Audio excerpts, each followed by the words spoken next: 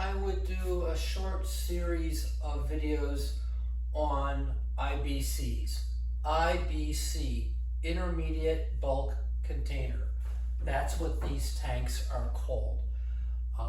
They're used for transporting large or larger quantities of fluids, and some can be plastic, and you'll see stainless steel ones. These plastic ones, although not inexpensive, are typically one way. They use them to deliver the product, and then whoever got the product sells them off. We have a pet food manufacturer near us, and they get sold off there, and you can get them between a sanitary, just used once, between $75 and $100, okay? And it's a good deal. They have a liquid sugar in them, and you wash them and sanitize them, and they're good for the next thing. This one holds 1,000 liters of fluid, which is around 275 gallons, okay? And that makes it weigh roughly a ton. It's very heavy. I have a sloped floor in here, so once it's in place, I can't move it because it'll roll on me. But the nice thing about them is, if you're on a flat floor, they're designed for forks. So a pallet jack fits underneath this thing beautifully. When it's drained, I can get it out of the way to clean it and roll it back in place. So first of all, they're high density polyethylene plastic. They're very nice. When they're clean, there's no odor, and they're very easy to clean. Now there's an in and out. And first of all, we'll talk about the in. They come with lids, and it just depends what you got. You may get a lid where you can't remove the bung. That's what I'm going to call this. The bung won't come out. It looks like it should, but it doesn't, and I believe they're just pressed in place. On the other hand, you may get one where the bung threads in and out, and that's handy. That's a good start. You can get bungs that are threaded for 3/4 inch on the inside, and that makes it easy to put an air trap on them or things like that. That's handy. We'll talk more about that later, but you get the lids. You can buy replacement lids, and that's handy because these are surplus to me.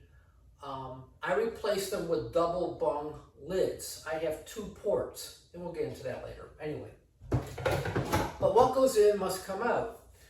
The IBC comes with its own integrated valve, and that's really nice, okay? So you don't have to go out and buy a valve.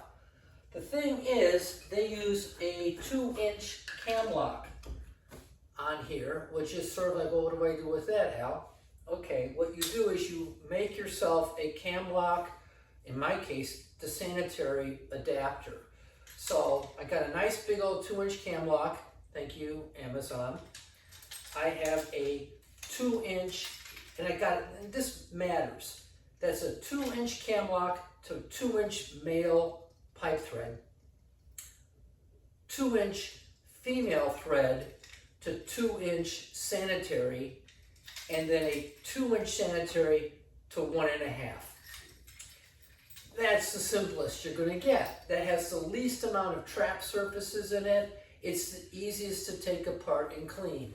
My first one, which isn't pretty, I'm not going to show you. This is pretty.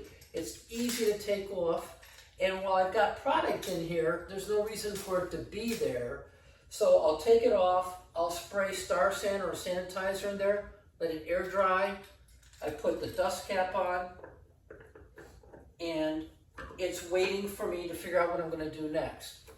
So, in a nutshell, IBCs are a really good place for me to start for fermenters. I don't have a high ceiling. I don't have a high budget. They're affordable and available in my area. And anybody ever tells you, oh, it's food grade, wrong answer. You need to know what was in it last.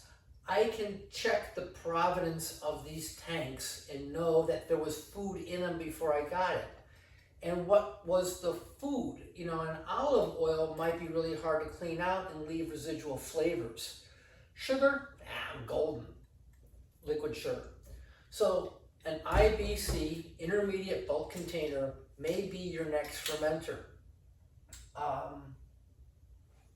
Oh yeah, it's really kind of nice too, because you got this big thing here where people will put stickers and stuff on here. So if you're keeping track of what's in your tanks, hoo la la, you know, you've got a place to work with. So that's all for now. Bye.